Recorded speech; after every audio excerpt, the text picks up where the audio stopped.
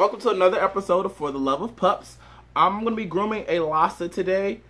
Before I get started, I'm going to just go over some of the tools that I'm going to be using, some of the things that you yourself, if you're going to be grooming your own pet at home, should invest in to make things easier for the process. Like I mentioned in my last video, a good pair of clippers is always good. These are Andis. These bad boys, I think they cost me like $150. You can find a good pair of clippers wholesale. You'll find some on Amazon. There's a plethora of places you can find good clippers, inexpensive to try to cut your costs. Quality clippers do tend to cost, so just throwing that out there. You can go to a pet store, you can get like a $40 pair of clippers, but those clippers are going to snag with guard combs. Those clippers do not typically come with interchangeable blades. This process actually requires interchangeable blades. As you see, I changed from my 30 to my 10.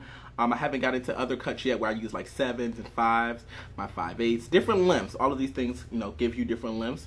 Today I'll get into the guard combs. These are metal guard combs by WAHL. WAHL is just a different brand, not WAHL.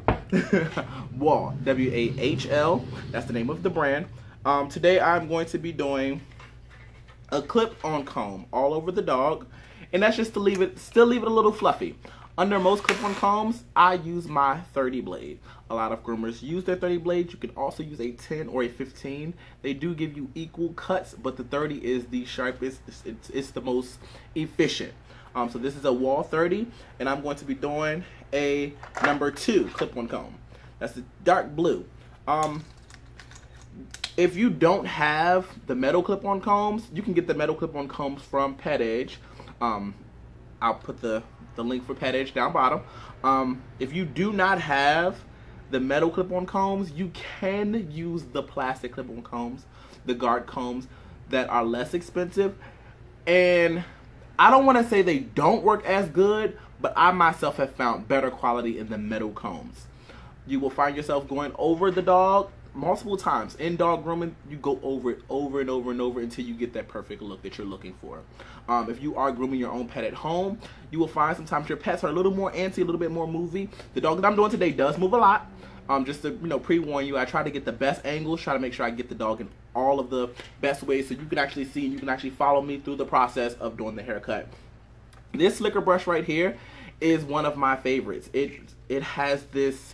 It gives you like a little bit more oomph when you're actually brushing. It's not a stiff brush where you're not like pressing directly against the hair. If it snags something, it actually bends back a little bit more. One side is a little more firm than the other. One fluffs up, one actually gets down to the nitty gritty and gets those tangles out really good. My comb, now if you'll see, my comb is wrapped up. This comb extends all the way down. The teeth are really good. But my hand's not that big, so I wrap my comb up to make it fit for me. One thing you will find is your tools become specific for you and your techniques. My comb and my scissors may not work for the next groomer, may not work for the next person, but these are specific for me. They work for me, and I learned to work with them perfectly. You yourself will find you working with your own tools the exact same way. Again, as always, I keep the quick stop, which is septic powder, near for when I cut the nails. If so happen I cut the nails too short. All nails, dog nails have veins in them.